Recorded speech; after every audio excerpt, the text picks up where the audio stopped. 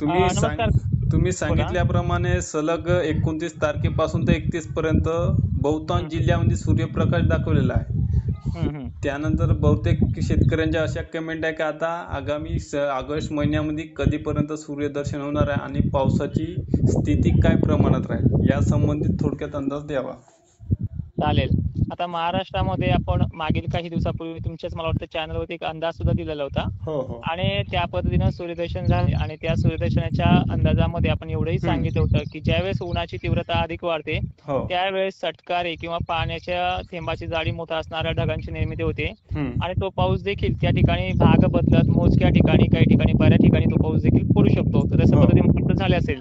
हो हो. तर आता आजचे आहे 1 ऑगस्ट. 1 ऑगस्टचा विचार केला तर मी रात्रीच्या लाईव्ह मध्ये सुद्धा आपल्या तोडकर हवामान अंदाज जो लाईव्ह आहे त्यामध्ये सरळ सांगितलं की नागपूर जिल्ह्यामध्ये उत्तर भाग असेल, गोंदिया असेल, भंडारा असेल या भागामध्ये संततधार पाऊस सकाळपासून सुरू होईल. हो हो. मात्र आजच्या ऑगस्टला बुलढाणा जिल्ह्यामध्ये, नांदेड जिल्ह्यामध्ये, दक्षिण भागामध्ये, हिंगोली असेल, पश्चिम भागामध्ये, परभणी, परळी वैजनाथ, जालना, सोलापूर, जळगाव, छत्रपती संभाजीनगर, अहमदनगर परिसरामध्ये फवारणीसाठी पोषक वातावरण आजही आहे, पण ते 2-2:30 वाजेपर्यंत जाईल कारण की गरमीची लेवल आज वाढणार आहे आणि या भागामध्ये पावसाची शक्यता देखील दुपारनंतर राहील.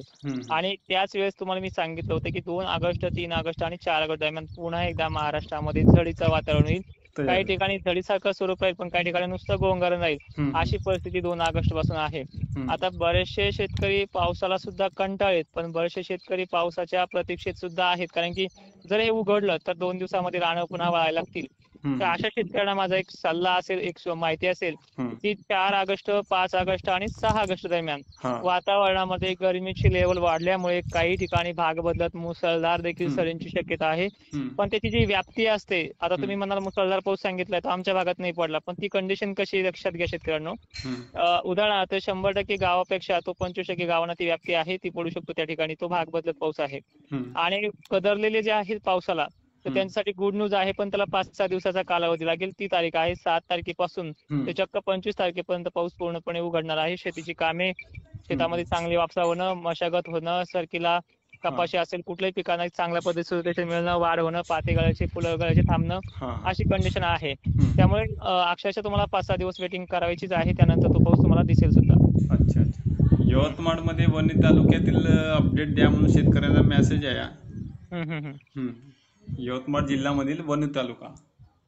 यवतमाळ वणी तालुका परिसरामध्ये आजच्या 1 ऑगस्टला सकाळपासून ढगाळ वातावरण काही ठिकाणी हलकी वगैरे तुटू शकतात. पण यवतमाळची कंडिशन बघायला गेलं तर आज दिवसभर ढगाळ तर काही ठिकाणी थोडंफार सूर्यदर्शन देखील चमकेल.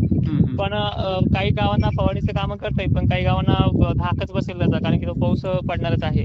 तर 3:30च्या पिरियड मध्ये त्या भागामध्ये पुन्हा पाऊस दिसेल पण ऊन आणि पावसाचा खेळ असणार आहे. काही ठिकाणी जास्तही पडू शकतो. तर अशी त्या भागाची कंडिशन आजची आहे. उद्या झडीचं वातावरण आहे, 2 दिवस झडीचं वातावरण आहे आणि जसं मी सांगितलं त्याच पद्धतीने वातावरण 7-8ला मोकळं होईल. आणि वाशिम तालुक्यातील एक अशा संघपाल शेतकऱ्याची कमेंट आहे की 29 तारीखला सांगितलेल्या अंदाजाप्रमाणे ऊन पडले आमच्या जिल्ह्यात, त्याबद्दल धन्यवाद. आणि यवतमाळ जिल्ह्यात उमरखेड तालुक्यात समोरील अंदाज कशा पद्धतीचा राहील? यवतमाळ उमरखेड उमरखेड तालुका. उमरखेड तालुका या भागामधली कंडिशन सांगायला गेलं तर यवतमाळ संपूर्ण जिल्ह्याची मी मागाशी सांगितल्याप्रमाणे कंडिशन आहे. खरं पाहायला गेलं तर मित्रांनो आता फक्त 2-4 दिवस तुम्ही सहनच करावं लागणार आहे. 4-5 पासून वातावरण मोकळं होतंय. 4-5ला भाग बदलत मोजक्या ठिकाणी मुसळधार सरींची शक्यता आहे पण 7 पासून वातावरण पूर्णपणे क्लिअर होते. त्यामध्ये सुद्धा ढगांची गर्दी वगैरे होईल, 1-2 ठिकाणी तो पाऊस पडेल पण भीती राहणार नाहीये. जे 29, 30 आणि 31 जी उघाड मिळाली त्याच्या दुप्पट ते तिप्पट जास्त उघाड त्या काळामध्ये आहे. तर 4-5 दिवस सहनच करावं लागणार आहे आणि ह्या 2 दिवसामध्ये आजच्या दिवसामध्ये थोडंसं फवारणीसाठी 12-1 वाजेपर्यंत यांना ही संधी मिळणार आहे. अच्छा अच्छा. आणि अमरावती जिल्ह्यामध्ये पण आपल्या सांगितल्याप्रमाणे अंदाज दिल्याबद्दल शेतकऱ्यांची कमेंट आहे, धन्यवाद साहेब म्हणून. आणि आता म्हणजे 7 तारखेपासून शेतकऱ्यांना शेतीतली कामे करण्यास मोकळीक मिळणार आहे संपूर्ण महाराष्ट्रात चित्र. आणि एक नियोजन देखील सांगायचं काम करतोय कारण की मित्रांनो ज्यावेळेस मान्सूनचा हा पाऊस हिमालयापर्यंत जाऊन धडकतो आणि तिकडनं परतीचा प्रवास सुरू करतो त्यावेळेस 1 महिन्याचा कालावधी लागतो, त्याला 6 खंड म्हणतायत.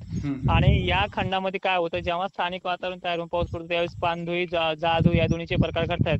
त्यामुळे तुमच्या भागामध्ये दिनांक 7 ऑगस्ट पासून धुईचा अटॅक होण्याची शक्यता देखील देखील दाट आहे, तसं मॉडेलनुसार चित्रीकरण मला स्पष्ट दिसतंय. हा हा. आणि हा देखील अंदाज तुमच्यासाठी महत्वाचा असणार आहे, कारण की माल तर आपला भरपूर आलाय, पीक चांगलं जोमत आलंय, पण त्याचे आलेले भारीपैकी आलेले मस्तपैकी जे पातेगळ असते ती होण्याची शक्यता दाट आहे. त्यामुळे 5-6 औषधाच्या फवारणीच्या तयारीमध्ये राहा.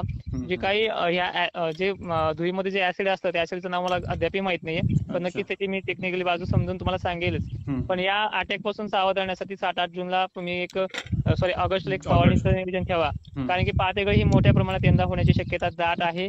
त्यात 15 ऑगस्ट ते 11 ऑगस्ट दरम्यान सरकीचे पाणी लाल पडणं, कमतरता भासणं ही देखील घटना घडण्याची शक्यता देखील दाट आहे. आणि दिनांक 17 आणि 18च्या कालावधीमध्ये थ्रिप्स नावाच्या रोगाचा अटॅक देखील होऊ शकतो, कारण की पाण्याची कमतरता, सूर्यप्रकाश अधिक आहे पण पाण्याची कमतरता भासल्यामुळे बऱ्याच ठिकाणी तो अटॅक देखील होऊ शकतो.